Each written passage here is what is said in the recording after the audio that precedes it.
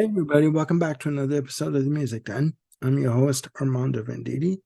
Hoping you guys are having a fantastic night, morning, evening, whenever you happen to be watching this, and that you're looking after yourselves and one another. In this episode of the Music Den, I'm going to be doing another installment of In the Spotlight.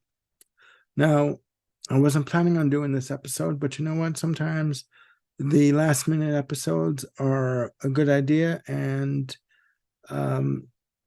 they can get done really quickly, and I like the spontaneity of it. Now, In the Spotlight is where I take an album by a band. Either the band is well known or not so well known, and the album in question, maybe at the time of release, didn't either didn't get enough attention by the audience at large, or was misunderstood by the audience, or maybe the band didn't do enough promotion for the album. However, this is not the case for this album. This is an album that, upon release, garnered a lot of attention, a lot of praise, also created a lot of confusion in the minds of this artist's fan base. The artist is Tod Rundgren, and the album is Utopia.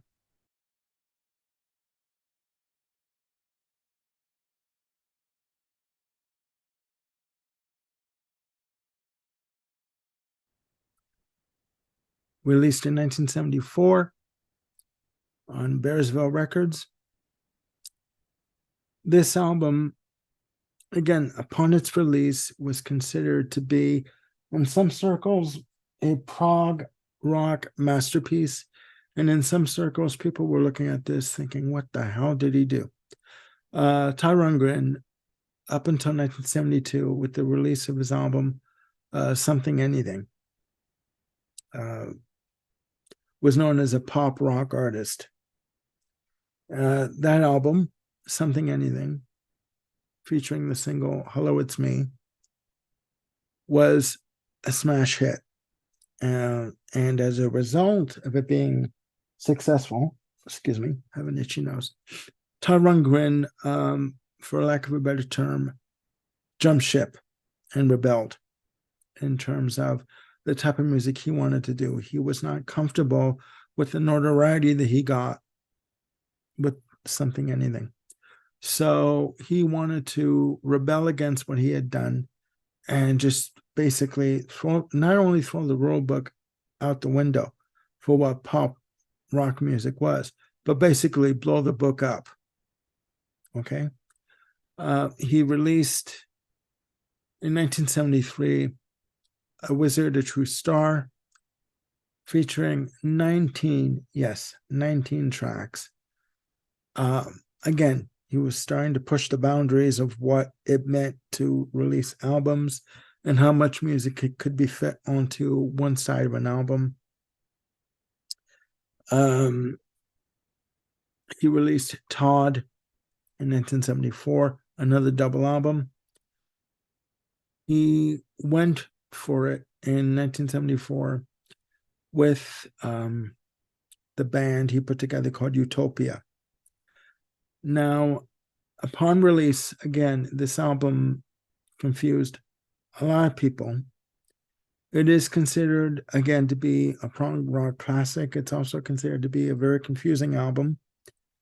Consists of 4 tracks with a playing time of 58 minutes, 56 seconds. On the album, you have Tod Rundgren featuring on vocals and guitars, Mark Klingman on keyboards, Hammond B3 organ, Ralph Schuckett on keyboards, Jean-Yves Labatt on synthesizers. So you have 3 keyboardists plus Tod Rundgren on guitars and various instruments. You have John Siegler on bass and cello, and Kevin Elman on drums and percussion. Okay. There are 4 tracks. Utopia's theme, clocking in at 14 minutes, 29 seconds. Freak Parade at 10 minutes, 19 seconds. Freedom Fighters at 4 minutes and 1 second, and The Icon, which takes up all of side 2, which, depending on the pressing, is 30 minutes and 29 seconds or 30 minutes and 22 seconds. Now, all these tracks, 3 of the 4 tracks, are recorded in the studio. The lead-off track, Utopia's theme, was recorded at the Fox Theater in Atlanta, Georgia on April 25th, 1974. Now, as I said, after the release of Something Anything, Tod Rundgren wanted to rebel. He wanted to throw the rule book out the window as to how records were to be recorded, engineered, performed, and sold. A playing time for one side of an album, a vinyl album, is between 17 to 20 minutes. He literally would push that envelope over the edge. Utopia's theme, Freak Parade, and Freedom Fighters all are on side 1. So you're looking at literally 28 or 29 minutes on one side.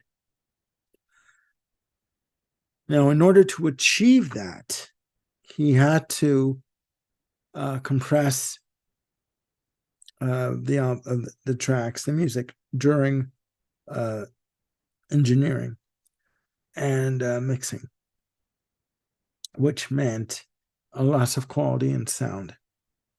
Okay, it's got to be said. When I first heard this album on vinyl, it sounded very, for lack of a better definition, or lack of a better word, tinny, very thin. The drums were thin, the bass was barely there, the keyboards were there, but I mean on the high frequency, but on the lower frequency, you lost quite a bit. On CD releases, this issue has been corrected, where it's been, spread out, because a CD has 79 minutes in playing time. So the correction, the error with regards to the music compression has been corrected on CDs. Now, to get to the music, Utopia's theme, again, recorded live at the Fox Theater in Georgia, in Atlanta, Georgia.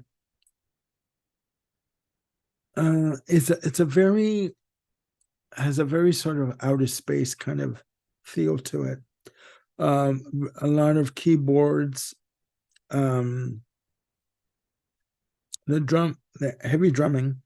It almost has like a spaceship sound, like landing on the stage.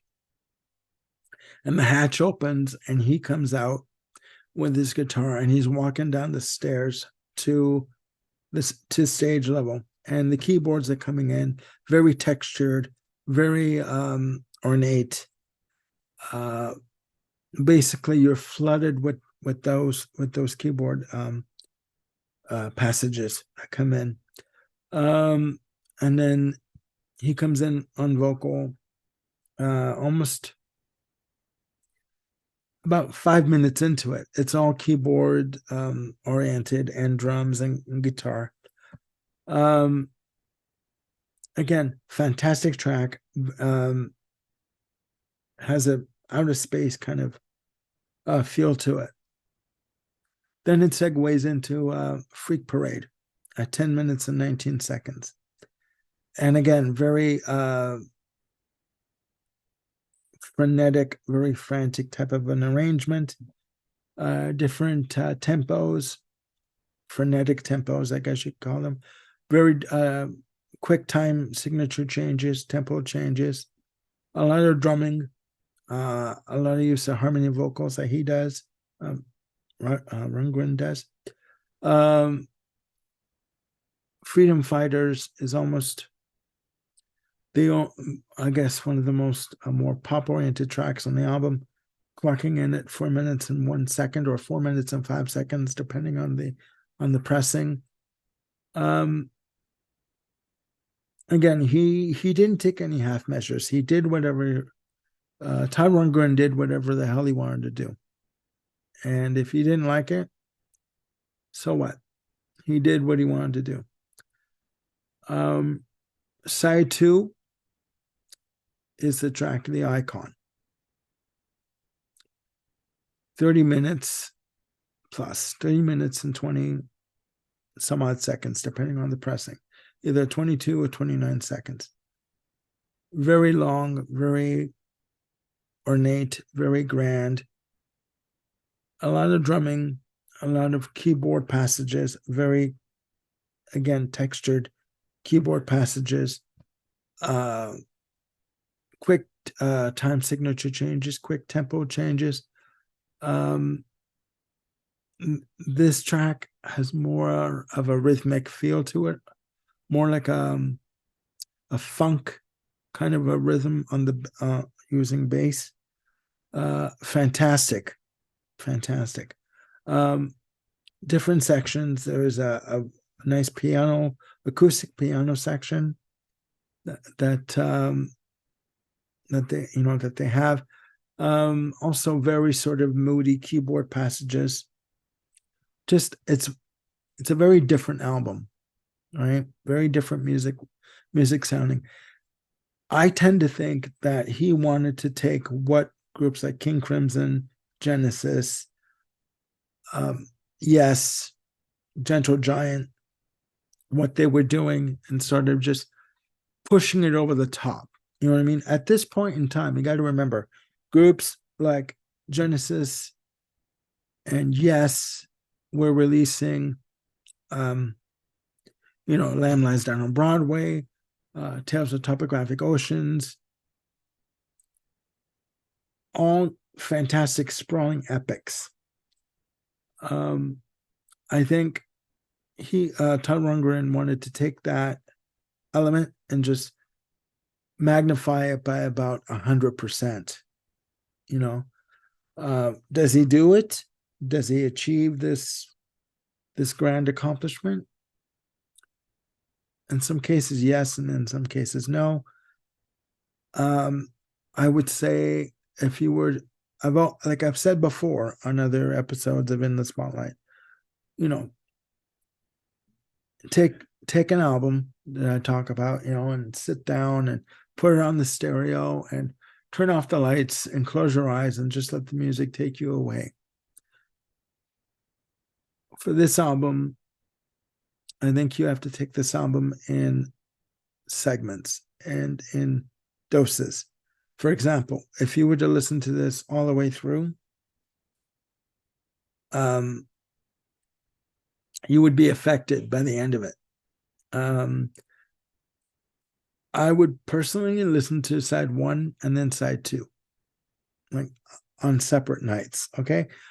It is a good album. It is very layered, very dense, very textured in terms of the keyboard use and guitar. Fantastic guitar work from Rundgren. He is a master at harmonizing guitar and combining guitar and keyboard lines together.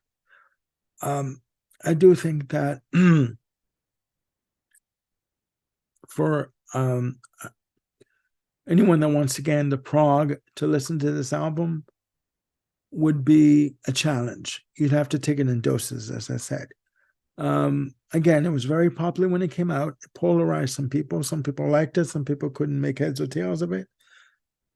I'm in the mindset of that I need to be in a certain mood to listen to it. There would be other members of Utopia that would come and go. They would move into different musical directions, pop again, etc. For Tod Rundgren, in his mind, and I have no doubt, this was his grand musical statement. Was it grand? Yes. Was it complex? Hell yes. Did it make sense? To some people it does. To some people it doesn't. And you know what? With music, that is the beauty of it. So please, down there, down below in the comment section, let me know what you think of Tod Rundgren's Utopia. Do you like it? Do you not like it? Have you heard of it? How many copies of it do you have? I've got 2. Okay. And leave your comments below, and we can get a dialogue going on this, right? So also click like and subscribe, and hit the notification bell to keep yourselves on top of any new content that I've got coming up. I'm going to be doing another installment of live album spotlight on Genesis Seconds Out. So that's going to be coming up in a couple of days. I'm going to be doing albums that turned 50 in 2023, another episode of that. So that's coming up. I will be doing an episode with Peter Kent of the Lizard King channel. Please check out the Lizard King channel. It's really good. We're going to be doing a discussion on Black Sabbath Sabotage. So that's going to be taped on Saturday night. It's going to be airing on Sunday. So again, please look after yourselves and one another. And I will be chatting with you very, very soon. Bye for now.